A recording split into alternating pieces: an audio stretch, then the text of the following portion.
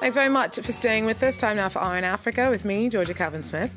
Tonight, DRC is accused of having recruited exiled rebel fighters and unleashed them on protesters, calling for President Joseph Kabila to step down. The damning report by Human Rights Watch says M23 fighters contributed to deadly violence a year ago.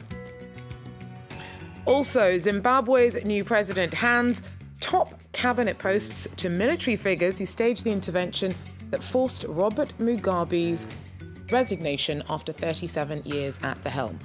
Emmerson Mnangagwa says that he's sure that his new team can bring the change so many Zimbabweans hope for.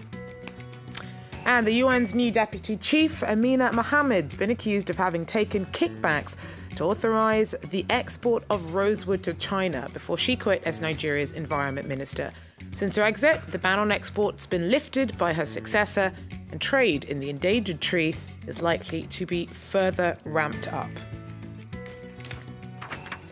But first, Human Rights Watch says that DR Congo's government recruited former rebels to help suppress protests against President Joseph Kabila last December. The fighters were drafted in from refugee camps in Uganda and Rwanda and were all former members of the M23 militant group, which was defeated and disbanded in 2013. Now, at least 62 people were killed in protests when President Kabila refused to step down the end of his mandate in 2016. Clément Bonnereau has the details. A damning report from Human Rights Watch that could stir up tensions 1 year after deadly protests in DR Congo. Senior Congolese security force officers mobilized at least 200 former M23 rebel fighters from neighboring Uganda and Rwanda to protect Kabila and quash anti-Kabila protests. The M23 movement was a rebel group based in the eastern province of North Kivu. It was defeated by the Congolese army and UN forces in 2013. Most of its former members fled to neighboring Uganda and Rwanda. The report says the fighters were transferred to DR Congo in December 2016 and deployed to Kinshasa, Lubumbashi and Goma, where they were integrated into police, army and presidential guard units. According to the reports, they were ordered to use lethal force against protesters who took to the streets last year after Joseph Kabila refused to step down at the end of his second mandate. As well as killing at least 62 people, Congolese security forces and M23 fighters arrested hundreds more between December 19th and 22nd, 2016. Delphin Kahimbi, the head of Congo's military intelligence, named in the report as one of the operation's coordinators, called the findings ridiculous and absurd. M23 leader Bertrand Bisimwa, meanwhile, has denied any involvement, saying the Congolese government had recruited deserters who had previously been kicked out of the group. Zimbabwe's new president sworn in his new 22-member cabinet on Monday. Emmerson Mnangagwa's handed top posts to generals who staged the intervention that forced out longtime President Robert Mugabe last month. Mnangagwa had a busy weekend trying to assemble a team and reshuffled after a few false starts. He fell foul of a constitutional requirement limiting the number of non-MPs who can join the cabinet to just 5. He says that he is now confident that the new picks are up to the task. I have sworn in a new cabinet just to finish the term of the former president, which is a period of between 6 to 7 months. It has been hectic, but I believe that with my team, we will stand to the challenge. Any promises to Zimbabweans? That I want them united. We must grow our economy. Oliver Matthews tells us more about how Zimbabweans are feeling about their new cabinet lineup. It's not just the military faces, it's also the familiar faces, because quite a few of the ministers served in past governments under the former President Robert Mugabe. People like David Parinetwa, the health minister, and Kembo Mahadi, the defense minister. Then there are those significant new faces, as you mentioned, members of the military, people like Perence Shiri, the former Air Force commander, who's now the new Lands and Agriculture Minister. And there's speculation that people like him are being rewarded for their loyalty to the new president, Emmerson Mnangagwa, and of course their part in the takeover that we had here last month. But on the other hand, government officials do say that these military leaders do have the requisite skills to do their jobs. The Air Force commander, for instance, helped to run a state agricultural program that was credited with boosting production of the staple maize crop this year. And as you heard President Mnangagwa say, this is just an interim cabinet. He's finishing off Mugabe's term, and that's due to expire in around 6 months' time. Many Zimbabweans will be, no doubt, hoping for big changes to come. What are the new minister's priorities on this front? Well, I think the main one will be to stabilize the economy, because there are still chronic cash shortages, and these are likely to worsen ahead of the Christmas holidays. And the only thing that can solve the cash shortages is foreign investment, but that will only come if President Mnangagwa can boost confidence in his government.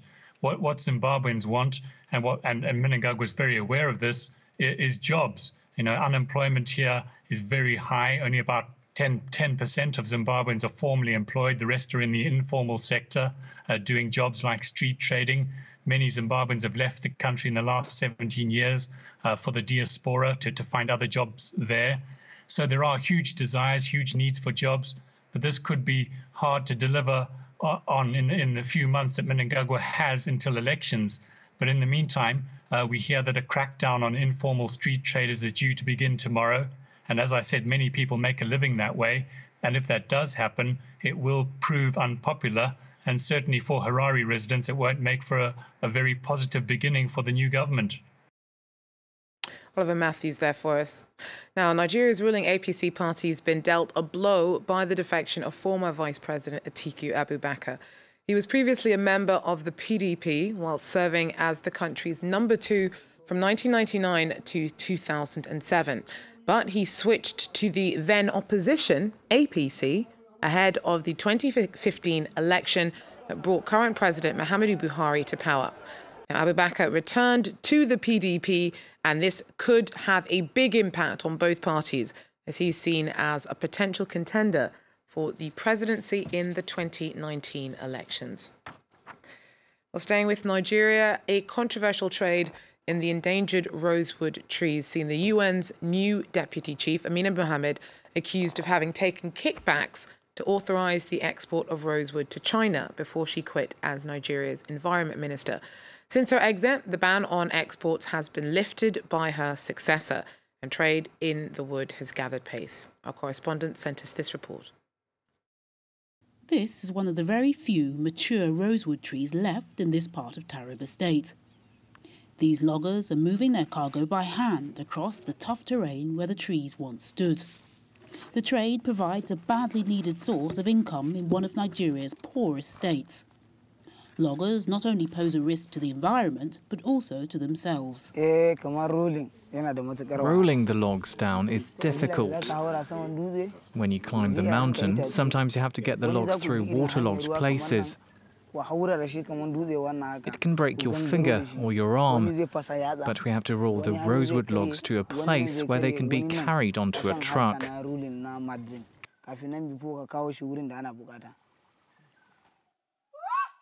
A middleman is here to negotiate with the loggers. Each log fetches around €30, depending on its size. But this one is too small. Rosewood is big business in Garbashede town. Buyers from Lagos travel hundreds of kilometres to get here. Wood will eventually end up in China, but locals don't want Chinese buyers coming here. So they are not allowing any international person to enter because they need an internal one to get something. So if any Chinese man will come here, they will maybe go and report. Then he will not stay long. A report by the Washington-based Environmental Investigation Agency accuses Chinese businessmen of paying bribes to officials within Nigeria's Environment Ministry in exchange for export licenses. It is a charge the Environment Minister strongly denies. We totally reject what was said against the ministry and the leadership of the ministry. Why? Because we know this investigation they did started some 2-3 years back. That is before we even came in as ministers. A ban on exporting rosewood has recently been lifted by Nigeria's Environment Ministry. Trees are being felled at a much faster rate than they can be replenished, driving loggers deeper into the forests. A report by Rosie Collier. Now, photographers contributing to the 11th edition of the African Biennale of Photography have been exhibiting works inspired by the concept of the continent's self-awakening. With 40 artists from around Africa taking part in the event in Mali, organisers say that they want to showcase communities and cultures like they've never been seen before, and that they hope the exhibition can remind visitors and contributors that they all have more in common than in conflict.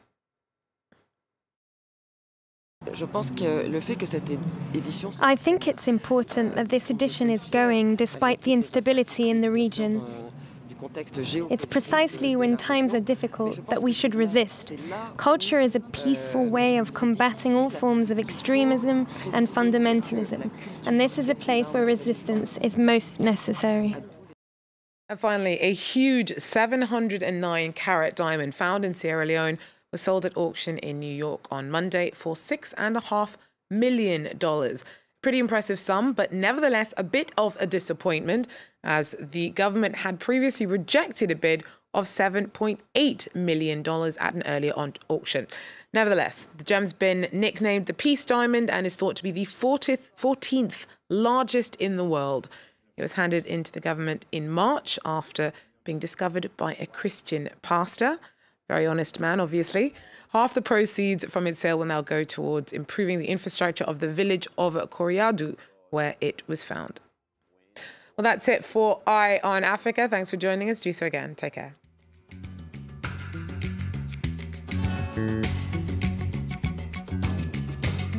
You might watch France 24 in English, but don't forget, France 24 is also broadcast in French, Arabic, and Spanish.